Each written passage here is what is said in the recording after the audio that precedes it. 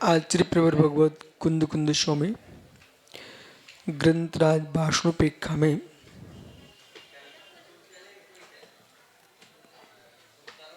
द्वादश अनुप्रेक्षाओं का नाम की व्याख्या कर रहे हैं।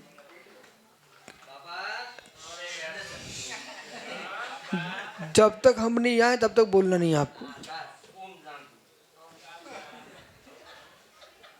कितने बज गए? 18:05।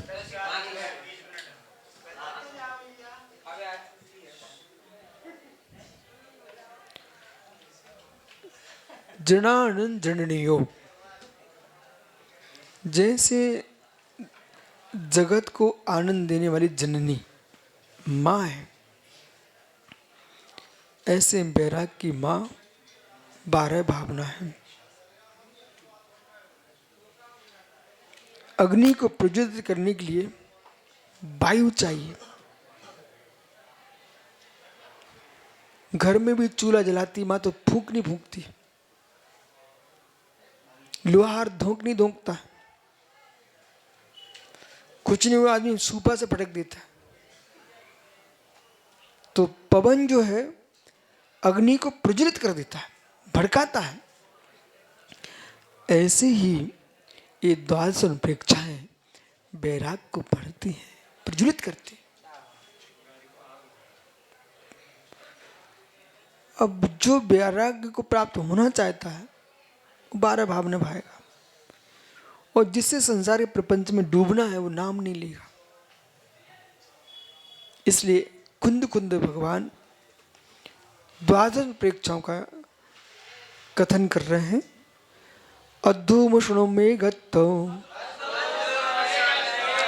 मरण संसार लोग मसो चित्तम आस सम्मर्णिज्जर धम्मं बोयं चिंतिज्ज।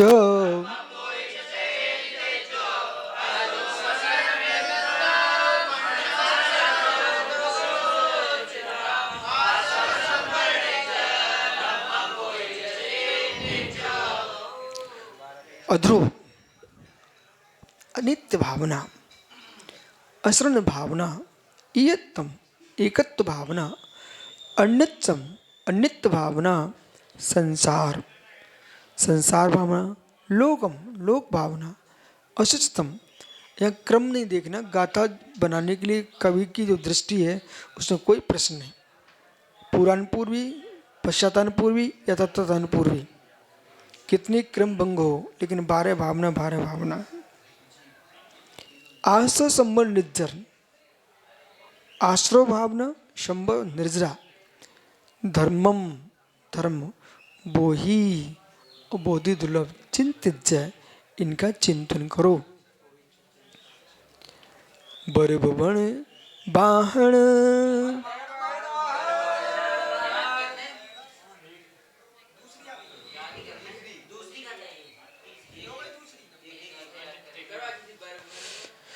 उसमें तो नाम ही नाम है। बरोबर जाने बाणे सेड़ा संधि मणुरायणम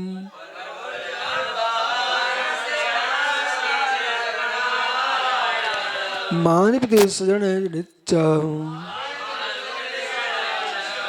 संबंध पृथिव्या नित्या।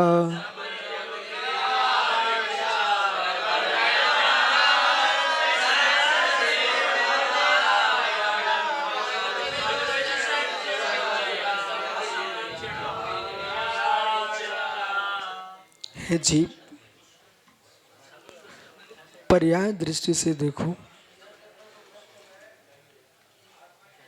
कौन नित्य है?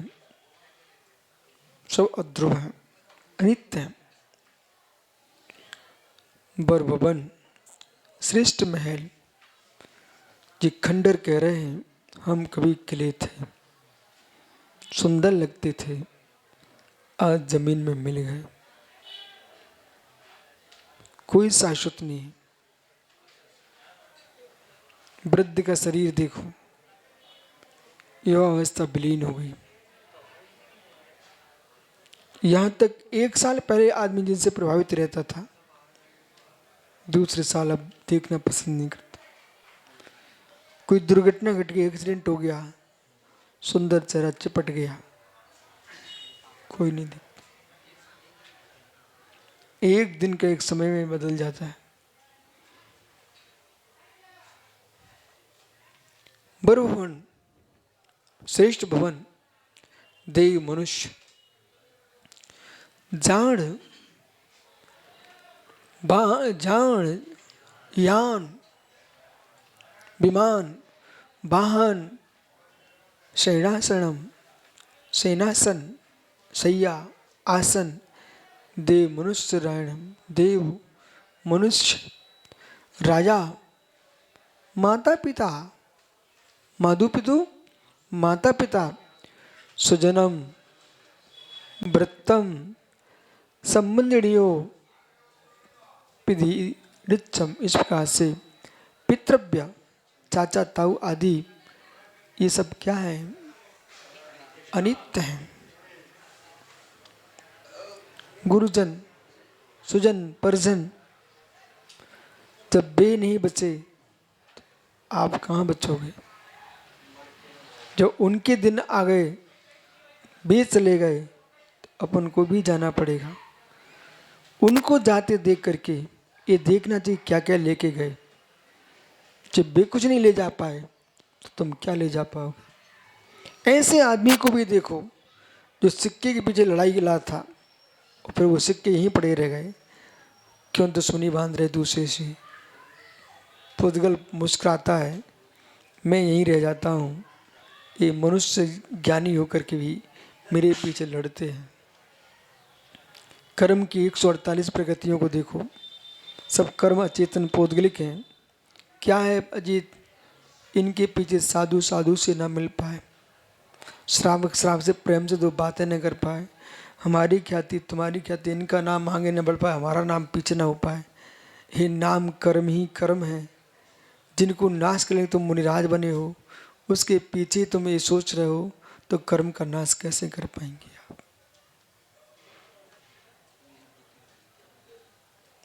कैसे कर पाएंगे आप? फिर अब दया उन पर आती सुब्रत सागर, जो पशुओं पर तलवार चला रहे हैं, उन त्रियंजों पर दया कर रहे हैं तुम्हारे सार सागर, कि भाई इस बच्चे को क्यों मार रहे हैं? छोटे सी चिड़िया का बच्चा, छोटा सा मछली का बच्चा, छोटा सा बकरी का बच्चा क्यों मार रहे हो? हे मित्र, उनकी गर्दन पर चलती छुरी तुम्हें देख करके दया आ रही है, पर तुम इस नाम के पीछे अपने भगवान आत्मा की हिंसा क्यों कर रहे हो? कितने बड़े हत्यारे ठहरे आप, जब जान रहे कि अनित्य है, फिर भी चंदे क्षण के पीछे व्यक्ति कुछ भी नहीं समझता। बहुत अच्छा किया, ऐसे ग्रंथ को आपने प्रारंभ कराया, तो बार बार पढ़ना चाहिए। भावना भावना, जिस भाव से दीक्षा ली थी बस उस भाव को ही सुरक्षित रखो, बाकी भावों को छोड़ दो। अब यहां पर नीति भी काम में नहीं आएगी, न्याय भी काम में नहीं आएंगे। निज आत्मा का न्याय करो। ये नीति मत खेलो अब कि मैं सुरक्षित रहूं, दुनिया से क्या लेने देना। तुम सुरक्षित हो ही कहां? तुमने ये सोच लिया ना, तुम असुरक्षित हो चुके हो, क्योंकि तुम्हारी मायाचारी से तुम्हें कर्म का बंध होगा।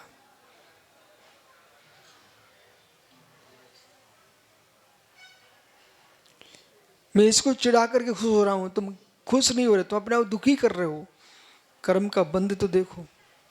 तुम चिढ़ रहे हो, तुम पागल आदमी हो, तुम वो बोध नहीं है तत्व का।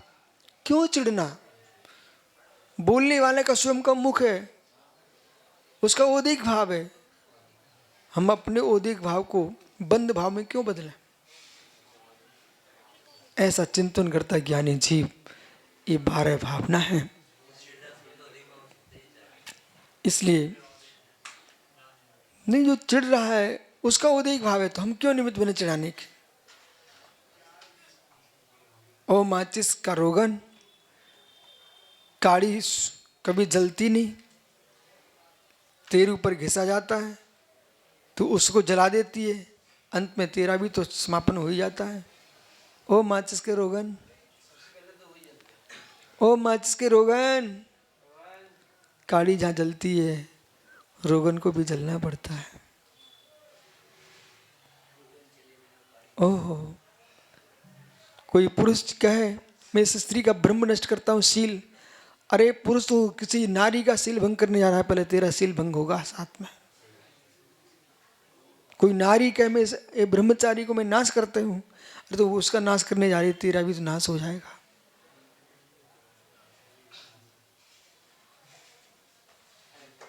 रवि, मट्ठे का क्या जाएगा, ये बात पुरानी हो गई है, मट्ठा भी सड़ जाता है।